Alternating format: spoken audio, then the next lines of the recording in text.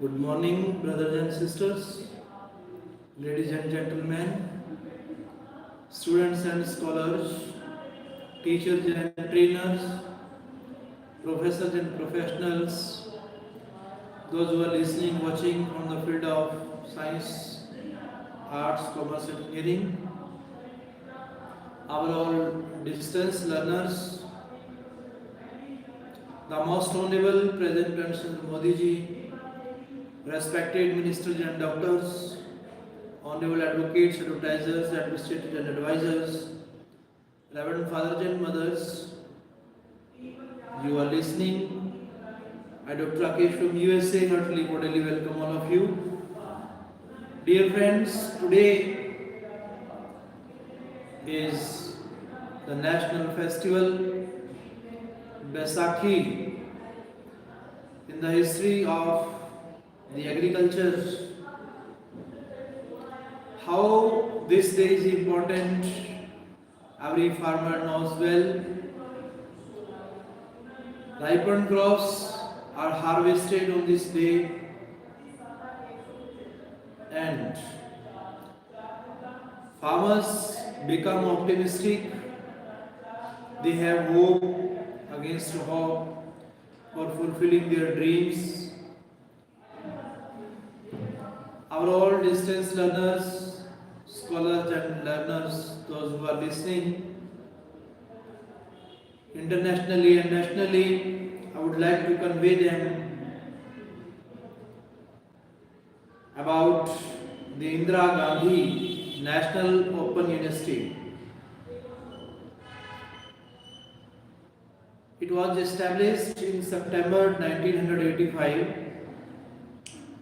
Is responsible for the introduction and promotion of open university and distance education system in the educational pattern of the country, and for coordination and determination of standards such systems. The major objectives of the university include widening access to higher education to larger segments of the population, organizing programs of continuing education and initiating special programs of higher education for specific target groups like women and people living in backward regions and hilly areas, etc. The IGNOU provides an innovative system of university level education, flexible and open in regard to methods and pace of learning, combination of courses, eligibility for enrollment, age of entry, methods of evaluation, etc. The university has adopted an integrated multimedia instructional strategy consisting of printed materials, audiovisual ads, and teleconferencing, supported by counseling sessions at a network of study centers throughout the country. It conducts both continuous evaluation as well as term and examinations. The IGNOU introduced its programs in 1987 and has so far launched 82 programs consisting of more than 800 courses consisting of PhD, master's degree programs, advanced or postgraduate diploma programs and certificate programs, etc. During 2003, over 3.20 lakh students were registered for various programs of study. The university has established an extensive student support services network consisting of 48 regional centers and 1,119 study centers situated in different parts of the country. IGNOU has established 269 study centers for women, ST or ST and physically challenged persons. A Distance Education Council DEC established by the university as a statutory authority is an apex body for coordination and determination of standards in distance education in the country. On 26 January 2001, IGNOU launched an education channel Gyan Darshan, which is now a 24-hour channel. IGNOU has also launched in November 2001 FM radio network for providing additional student support, which is to be expanded to 40 FM stations in course of time. The launch of another satellite channel for technological education, that is Eklavya channel, on 26 January 2003 is another milestone in the growth and development of distance education in the country. At present, there are 10 other open universities in the country, that are B.R. Ambedkar Open University, Hyderabad, Andhra Pradesh, Kota Open University, Kota Rajasthan, Nalanda Open University, Nalanda Bihar, Yashwantrao Chauhan Maharashtra Open University, Nasik Maharashtra, Madhya Pradesh, Bose Open University, Bhopal, Madhya Pradesh, Ambedkar Open University, Ahmedabad, Gujarat, Karnataka State Open University, Mysore, Karnataka, Netaji Subhas Open University, Kolkata, West Bengal, Rajrishi Tandon Open University, Allahabad, Uttar Pradesh, and Tamil Nadu State Open University, Chennai. There are 104 correspondence course institutions imparting education through the distance mode in the conventional system. Education of scheduled caste and scheduled tribes. After independence, the Government of India have taken a number of steps to strengthen the educational base of the scheduled caste and scheduled tribes. It is true, however, that these communities still have a long way to go before they can come up to the level of the other communities in the field of educational development. Pursuant to the National Policy on Education 1986 and the Program of Action POA 1992, the following special provisions for SCs and STs have been incorporated in the existing schemes of the Departments of Elementary Education and Literacy and Secondary and Higher Education. Relaxed norms for opening of primary or middle schools. A primary school within 1 kilometers walking distance from habitations of 200 population instead of habitations of 300 populations. Abolition of tuition fee. In all states have abolished tuition fee for SC or ST students up to the senior secondary level. Incentives like free textbooks, uniforms, stationery, school bags, etc. To these students, the midday meal scheme is viewed as an incentive program. It covers all students of primary classes in all the government and local body and government aided schools in the country with the aim to improve enrollment, attendance and retention while simultaneously impacting on the nutritional status of the children. Sarv Shiksha Abhiyan is a historic stride towards achieving the long cherished goal of universalization of elementary education. While bridging social, regional, and gender gaps in society, the program emphasizes on the education of girl child. The main features of the programs are focus on girls, especially belonging to SC or ST communities and minority groups. Back to school campus for out of school girls, free textbooks for girls, special coaching or remedial classes for girls, and a congenial learning environment, teachers sensitization programs to promote equitable learning opportunities, special focus for innovative projects related to girls' education and recruitment of 50% female teachers.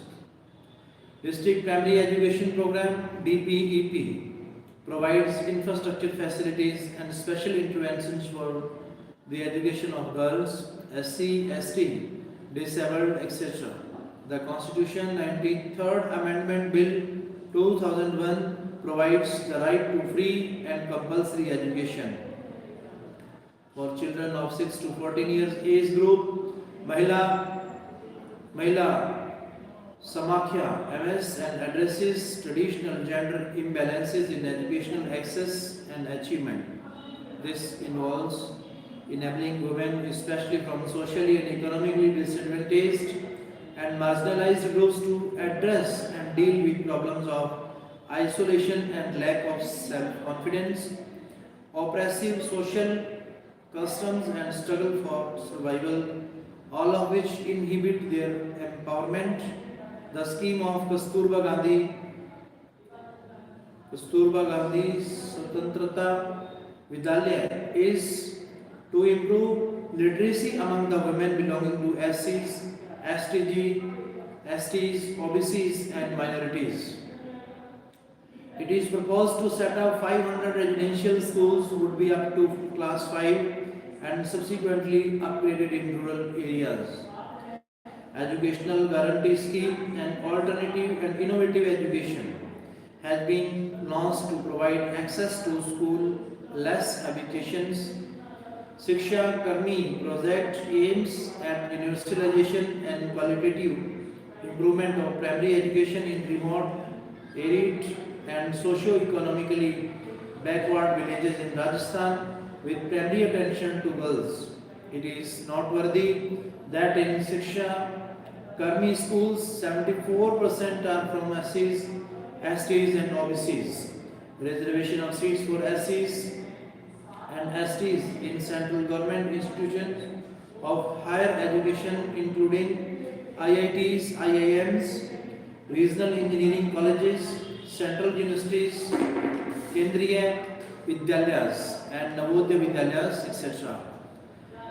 There is also relaxation in the minimum qualifying cutoff stages for administration in universities, colleges and technical institutions. Apart from reservation, the UGC established SC or ST cells in 109 universities including central universities to ensure proper implementation of the reservation policy. A standing committee was set up by the UGC to review implementation of the reservation policy, to improve academic skills and linguistic proficiency of students in various subjects and to raise their level of comprehension. Remedial and special coaching is provided for SC or ST students, and for those who marginally fail in the entrance examination are provided a 1-year preparatory course, and those who qualify are admitted to the final first year of the BTech course. The University Grants Commission provides relaxation of 5% at the master's level for appointment as lecturer for SC or ST candidates. The Commission has also reduced the minimum percentage of marks required for appearing in the NET examination to 50% at master's level for SC or STs. UGC awards the scholarship 25, research associationship 20, fellowship 50 every year in science and humanities including social sciences to SC or ST candidates who appear in National Eligibility Test NET of the UGC and qualify the eligibility test for lectureship. SC/ST candidates are provided relaxation up to the 10% cutoff marks for the Junior Research Fellowship, JRF test, and all the SC and ST candidates qualifying for the JRF are awarded fellowship. The IITs have a scheme under which SC or ST students who fail to qualify in the entrance examination are admitted to the preparation courses run by IITs, and those who qualify at the end of the preparatory courses are offered admission, tuition fee exemption, book bank facility, and scholarships rupees 300 per month are given to SC or ST students subject to fulfillment of criteria laid down. 225 scholarships are exclusively reserved for SC or ST students under the National Talent Search Scheme conducted by NCERT. The Central Institute of Indian Languages, Mysore, has a scheme of development of Indian languages through research, developing manpower, and production of materials in modern Indian languages, including tribal languages. The institute has worked in more than 75 tribal and border languages under the scheme of strengthening of bordering and hostel facilities for girls students of secondary and higher secondary schools. 10% financial assistance is given to voluntary organizations to improve enrollment of adolescent girls belonging to rural areas and weaker sections. Reference is given to educationally backward districts, particularly predominantly inhabited by SCs or STs, and educationally backward minorities. 146 districts have been identified as low female literacy district to be given first attention by the central as well as states or union territories for implementation of programs or schemes from the allotted budgets of the departments of elementary education and literacy and secondary and higher education. 15% and 7.5% are allocated under the special component plan and the tribal sub-plan for scheduled caste and scheduled tribes respectively. Minority education, the national policy on education 1986, updated in 1992, envisages paying greater attention to the education of the educationally backward minorities in the interest of equity and social justice. In pursuance of the revised program of action POA 1992, two new centrally sponsored schemes, scheme of area intensive program for educationally backward minorities and scheme of financial assistance for modernization of madrasa education were launched during 1993 to 94. Over a time, it has been felt that all these schemes need to be implemented in an integrated way so as to have wider coverage, greater trust and visibility of minority education programs. In the 10th plan, the aforesaid two schemes have been merged to form the area intensive and madrasa modernization program. The central government will fund to the extent of 100% in the 10th plan. Thereafter, the position will be reviewed. The final budget in the 10th plan is rupees 83.92 crore with an annual plan requirement of rupees 31.50 crore 2002 to 2003. Actual expenditure during the financial year 2002 to 2003 was rupees 28.4458 crore, including the expenditure of rupees 45.72 lakh in the NER. Again, for the year 2003 to 4, the requirement is rupees 31.50 crores. educational development in northeastern region. In the education sector, state and central sector projects involving rupees 401.62 crore have so far been approved for funding from the NEO lapsable central pool of resources in the northeastern region. Funds totaling rupees 311.68 crore have been released to the implementing agencies. The projects are in various stages of implementation. Central universities like IGNOU, Tezpur University, Assam University, NEHU and Nagaland University have also received assistance from the non-lapsable pool for development of infrastructure. Under IGNOU's project, regional centers have been made operational in all the 8 state capitals of the northeastern region. IGNOU's network of study centers in NER has also been substantially augmented. Indian National Commission for Cooperation with UNESCO. India has been a member of the United Nations Educational, Scientific and Cultural Organization UNESCO since 1946. The government set up an interim Indian National Commission for Cooperation with UNESCO INC in 1949, which was later put on a permanent footing in 1951. The commission, consisting of 5 sub-commissions, namely educational, natural sciences, social sciences, cultural and communication. The main objective of the commission is to advise the government in matters falling in the domain of UNESCO and to play a role in UNESCO's work, particularly in the formulation and execution of its programs. The Minister for Human Resource Development is the President of the Commission and the Secretary of the Government of India in the Department of Secondary and Higher Education is its Secretary General. The membership of the Commission is of 2 categories.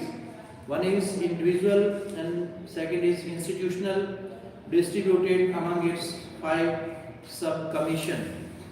The National Commission acts as an advisory, coordinating and liaison agency at the national level in respect of all matters within the competence of UNESCO. It also collaborates with the national commissions of the region and with UNESCO's regional offices for fostering regional, sub-regional and bilateral cooperation in education, science, culture and information. Technical education. In order to improve the quality of technical education being imparted in 17 regional engineering colleges, RECs, and to grade them to the level of IITs, these institutions have been made fully funded institutions under the central government from 1st April 2003. These RECs were re-cherished as National Institutes of Technology with deemed Institutes of Technology, deemed to be university status and professional management structure. The academic practices were made similar as IITs. These institutes offer education in engineering and technology at undergraduate and postgraduate level with a total intake capacity of about 6,000. Adult education, National Literacy Mission.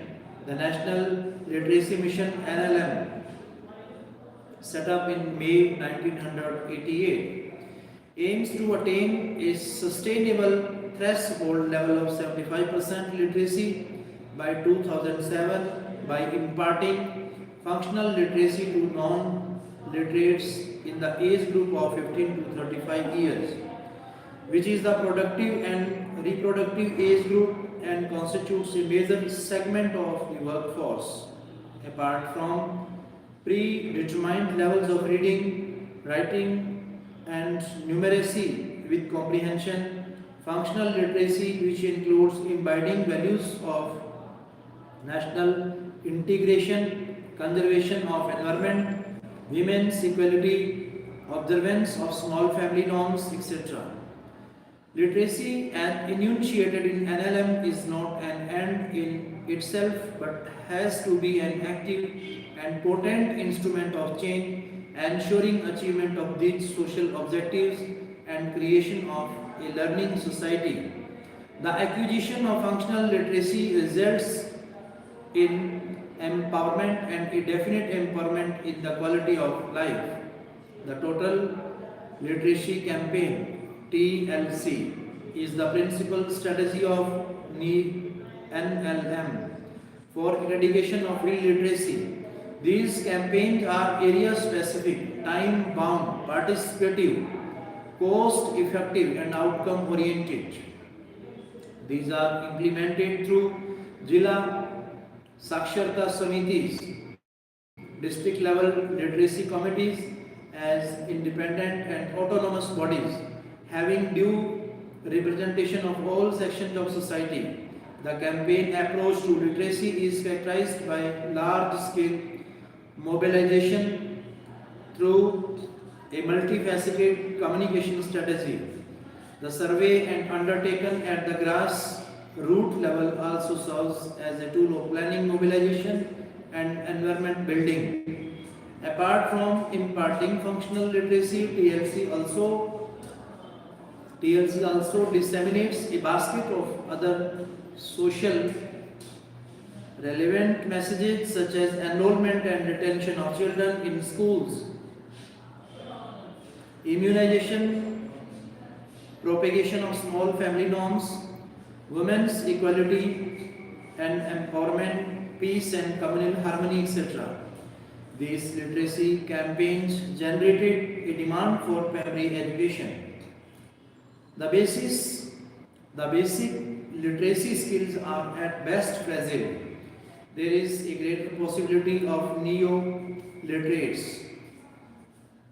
There is a greater possibility of neo-literates regressing into part of total illiteracy unless special efforts are continued to consolidate it, sustain and possibly enhance their literacy levels.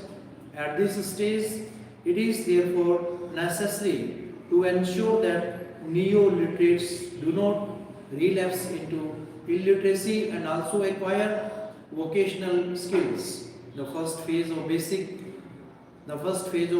literacy instructions and the second phase of consolidation, remediation and skill upgradation are now being treated as one integrated project to ensure smooth progression from one stage to another to achieve continuity, efficiency and convergence. The continuing education scheme provides a learning continuum to the efforts of total literacy and post-literacy programs in the country. The main thrust is on the providing further learning opportunities to neo-literates by setting up of continuing education center CECs, which provide area-specific need-based opportunities for basic literacy, upgradation of literacy skills, pursuit of alternative educational programs, vocational skills, and also promote social and occupational development. The programs of residual illiteracy are also being taken up to address the requirements of geographically remote regions and segments of population requiring special focus, particularly SCs, STs or women. The scheme also undertakes a number of important programs such as equivalency program designed as an alternative education program equivalent to the existing formal general or vocational education, income generating program facilitating the participants to acquire or upgrade their vocational skills and take up income generating activities, quality of life improvement program to equip learners and the community with essential knowledge, attitude, values and skills to raise their standards of living and individual interest promotion program, providing opportunities for learners to participate and learn about their individually chosen social, health, physical, cultural and artistic interests. Non-governmental organizations. The National Literacy Mission (NLM) fully recognizes the vast potential of NGOs in furthering its objectives and has taken measures to strengthen its partnership with NGOs and has assigned them an active promotional role in the literacy movement. Apart from imparting literacy, the NGOs provide academic and technical resource support through experimental and innovative programs and also conducting evaluation and impact studies, organizations of workshops, seminars, etc. Special interventions for female literacy. As per census 2030, districts in UP, Bihar and Odisha were identified where the female literacy is below 30%. These districts have a sizable population of women from weaker sections and the minorities. In UP, nearly 100 NGOs were involved in an accelerated program for female literacy. Approximately 20 lakh women are undergoing literacy classes in about 1.25 lakh centers. In Bihar, the literacy program has focused on involvement of women volunteers, including a sizable number from the minorities. Approximately 30 lakh women are undergoing literacy classes in about 2.5 lakh centers in 15 districts. In Odisha, approximately 8 lakh women are being made literate in 7 low female literacy districts. Dear friends, all the scholars, learners, those who are listening, watching from the field of social media, Instagram, Facebook, YouTube, Google. Today you are knowing about IGNOU, Indira Gandhi Open National University from 3M Creator. This is 3M Creator YouTube channel. Through this channel you can know each and everything about this university, how this university was established, when it was established, why it was established, and what are the purposes. Today it has what kind of organization it is, what are its branches, and how it is being extended not only in India but it has become worldwide and international university. Our scholars and researchers, those who are listening in the different international universities like Oxford, Cambridge, Pennsylvania, Edinburgh, especially in the field of education, our researchers are greatly needed. The topic or title for research. This is the true research by which our nation is known because of its cultural, spiritual, moral, ethical, social values. So we are to maintain its standard just by recreating, reoperating and regenerating the nation all over the world. It can be possible only by starting skill development programs. As our President Narasimha Modi ji started Pradhan Mantri Kaushal Vikas Yojana, and later on in the states, at the state level, our respectable ministers and doctors started such programs that helped our youngsters to be skilled, mannered and styled, which is a great need in this modern time in the field of education. Education can be fulfilled by its sports. No doubt, our all professionals, those who are busy in doing their other works in agriculture, industry, communication, transportation, railways, post offices, defense services, manufacturing units. So all the scholars and learners are doing distance learning courses from this IGNOU University, and just by spending their sometime in doing their study they can get a lot of advantages in their promotion for promoting them from their ranks, from their duties. They can make comfortable their areas of profession by the advancement of the education, by providing a wonderful opportunity that our IGNOU University, Indira Gandhi Open National University, is providing such scholars, those who have a great experience in the different fields of education, health, hospital. They are doing these such courses just for getting promotion, for increasing their salaries. They must try to go on the IGNOU site for downloading their prospectus, for knowing each and everything about the IGNOU University.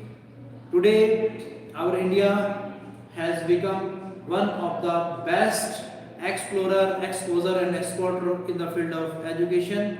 Not only in the field of education but in also the manufacturing field. Our industries are being started through the startups. Our India is taking startups in the presence of our President Rksinghmodi Modi ji. This is the great achievement of our nation. Last year in 2022, by starting 5G on 1st of October, it was a great achievement for Indians. No doubt it was started by the neighboring countries before many years. India has just settled up many GPS and internet for providing the information easily to the remote areas. Today, if we talk about the 2003, it has been filled with the oceanic achievements of our nation. We see India is testing 6G in the field of digitalization, technology and electronization. These are the great achievements. We see in the history of industrialization in 19th and 20th century period, Britishers occupied the whole country by increasing their industrialization, by the revolution in industrialization, and after the Second World War, 1945 to 1990, this was the USSR who was the king of the countries, king of the nations as a veto power. But after 1990, America has become the veto power. But after Corona, India has got a great winning with 140 crore people. This is a great winning. India has established a great achievements in the form of cleanliness for making our nation more healthy, cleaner. Our youngsters can spend a lot of time in maintaining its values in education, environmentally and atmospherically as well. So dear friends, it is the great need of this time today. We are to be free from pollution, we are to be free from drugs. It is the great demand for our youngsters today, and our Prime Minister Narendra Modi ji is efforting well for creating such opportunities that can turn our youngsters towards the constructive works, structural works that can provide a great opportunity to our youngsters for enhancing their skills, talents, manners in the different fields of agriculture, industry, railways, post offices. We see the modernization and westernization in all these fields. What's the reason behind these things? This is the great achievement of the 140 crore people. 140 crore people with having a great manpower with the world, in the world. As we see, we find that the USSR, which is the most ancient, the most oldest nation in the starting of democracy, but India is the biggest democratic nation with 140 crore people, in the world. So India proud on its achievements, India proud on its spiritual and social values. In this year 2023, India is celebrating Azadi Ka Amrit Mahotsav after 75 years. When India will take 100 years, when India will complete its 100 years, 1 century completion period will show that India will become the greatest, the fastest, the speediest nation in the form of explorer, exposer and exporter in the field of, even in revolution in information technology. In this modern time, it is the great need to make our nation more healthy than before because of keeping the standard of digitalization. Through the digitalization, our India can bring a great name, fame, and our villager, those who are the appropriate, the most suitable users of the transaction services, our 40% users we find they belong from agriculture field, from the villages. This is also the worldwide and historical achievement of our nation. So our India is getting overall achievements at the world level. It is the credit to this holy motherland of our nation. To be nationalistic and patriotic person, we are to count the blessings and grace that God is providing to this holy land. Not only these things, but also Indians can improve their holistic approach by brain drain, which was assumed earlier as a negative aspect, but according to our President Prime Minister Modi ji, brain drain means brain deposition, brain investment that can bring a great economical change in our India. So it can be possible only through the youngsters, only through the health. Our most ancient, traditional, conventional therapies that keep us nature, that keep us with nature friendly and familiar. Nature, which is the common concept among all the different religions.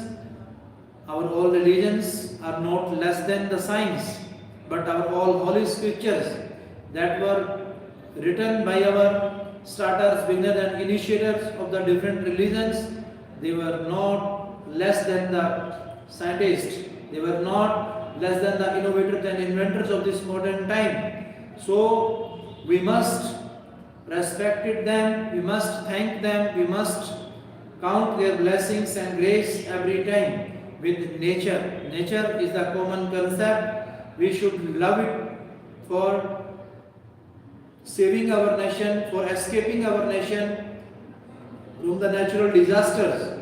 These natural disasters, devastations, calamities that not only our India is facing but all over the world, all countries are facing. This is the imbalance in nature. Air, fire, soil, sky and water. These are the creators, generators and operators that we read in the form of nature around us. But if we will not be careful about it, if we will not maintain the standard of peace and prosperity of our mind and heart, then these things may create for our Indians as the destructive pieces. So how we can obtain and attain salvation, emancipation from such drastic changes for our nation? This is the great topic or title of research for our research scholars, those who are inquiring, investigating and completely dedicating themselves.